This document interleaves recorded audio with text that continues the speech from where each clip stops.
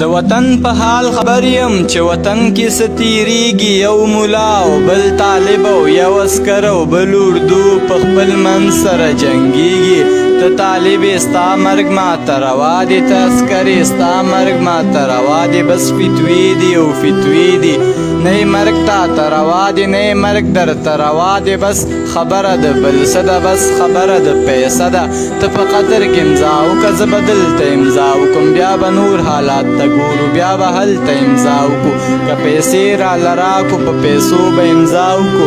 د یو زوی پکې شهید دی، د بل رور پکې شهید دی، د یو پلار پکې شهید دی، د بل یار پکې شهید دی. عجیبه غوندې ماتم شو، ټول ځوانان مو شهیدان شول. ستا امضا باندې دوکه شوم زه سنګر ته، چې بیا لاړم په سنګر کې زه شهید شوم.